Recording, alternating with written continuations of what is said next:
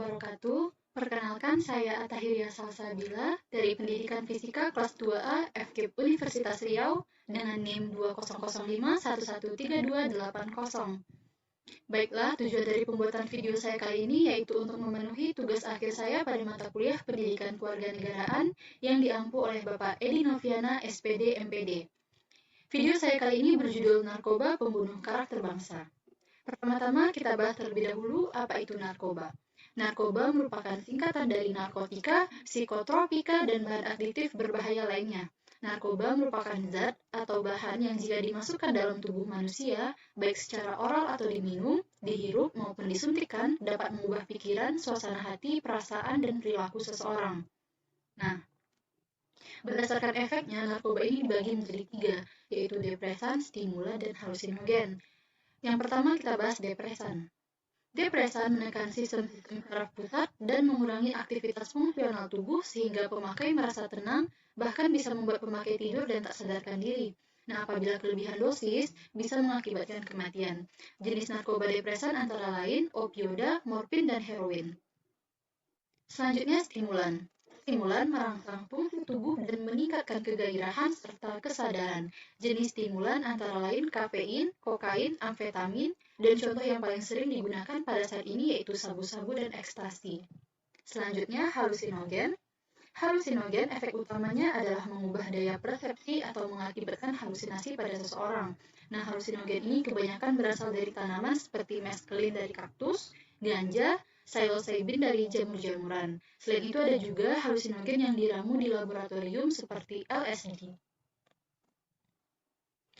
Penyalahgunaan narkoba ini bisa disebabkan oleh beberapa faktor. Yang dapat saya rangkum di sini ada 4 faktor. Yang pertama, faktor pribadi.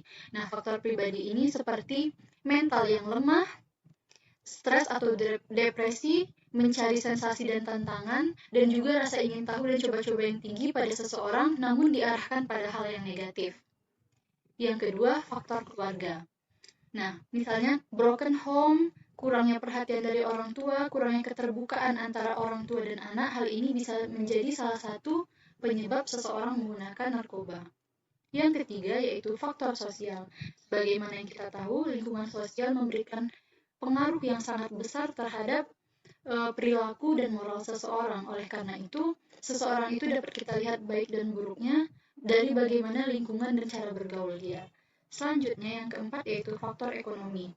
Nah, kemiskinan dan kesusahan finansial ini bisa menjadi salah satu penyebab seseorang untuk mencari jalan pintas demi mendapatkan uang dengan cara yang instan. Nah, salah satunya itu dengan cara menjadi pengedar narkoba.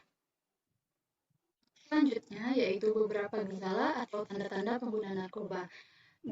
Tanda-tanda pengguna narkoba ini dapat kita lihat secara fisik maupun secara emosi. Yang pertama kita bahas secara fisik.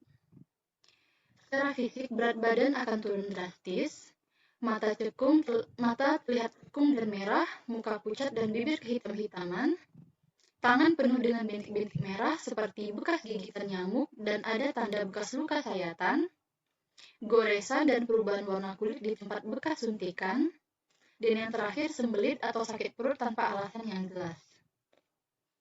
Sedangkan secara emosi yaitu sangat sensitif dan cepat merasa bosan bila ditegur atau dimarahi menunjukkan sikap membangkang, emosi naik turun dan tidak ragu untuk memukul orang atau berbicara kasar kepada anggota keluarga dan orang-orang di sekitarnya, malas dan sering melupakan tanggung jawab dan tugas-tugas rutinnya, menunjukkan sikap tidak peduli dan jauh dari keluarga, dan yang terakhir yaitu waktu kerap dihabiskan di tempat-tempat yang sepi seperti kamar, gudang, ruang yang gelap, dan kamar mandi. Lalu, apa bahaya narkoba bagi remaja dan pelajar? Penggunaan narkoba dapat menimbulkan efek negatif yang akan menyebabkan gangguan mental dan perilaku, sehingga mengakibatkan terganggunya sistem neurotransmitter pada susunan saraf pusat di otak. Nah, gangguan pada sistem neurotransmitter akan mengakibatkan terganggunya fungsi kognitif atau alam pikiran, afektif atau alam perasaan, mood dan emosi, dan juga psikomotor perilaku dan aspek sosial. Dan mengapa maraknya penyalahgunaan narkoba ini dapat membahayakan keberlangsungan hidup bangsa? Jawabannya, nah sasaran dari penyebaran narkoba adalah kaum muda atau remaja yang berkisar umur 11-24 tahun. Maraknya penyimpangan perilaku generasi muda tersebut dapat membahayakan keberlangsungan hidup bangsa ini di kemudian hari. Karena pemuda sebagai generasi yang diharapkan menjadi penerus bangsa, semakin hari semakin rapuh digerogoti zat-zat adiktif penghancur saraf, sehingga pemuda tersebut tidak dapat berpikir jernih. Akibatnya, generasi harapan bangsa yang tangguh dan cerdas hanya akan tinggal kenangan.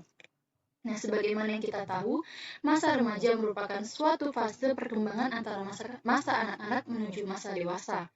Nah, perkembangan seseorang dalam masa anak-anak dan remaja ini akan membentuk perkembangan diri seseorang di masa dewasanya.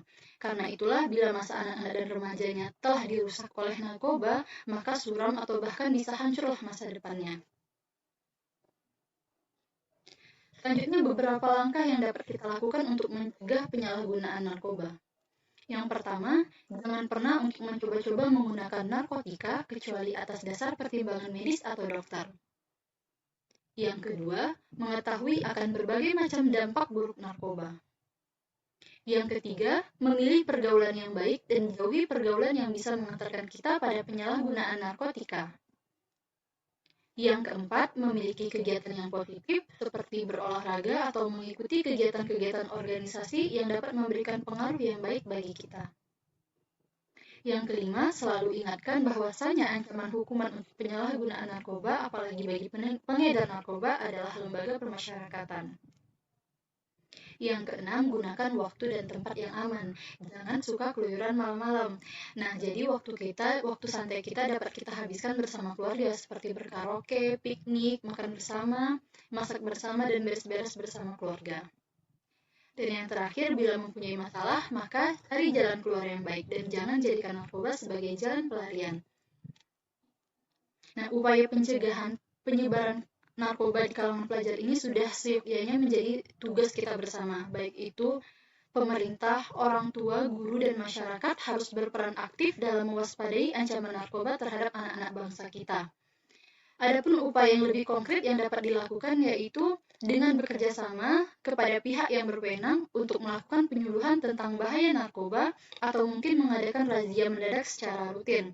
Kemudian pendampingan dari orang tua siswa itu sendiri dengan memberikan perhatian dan kasih sayang.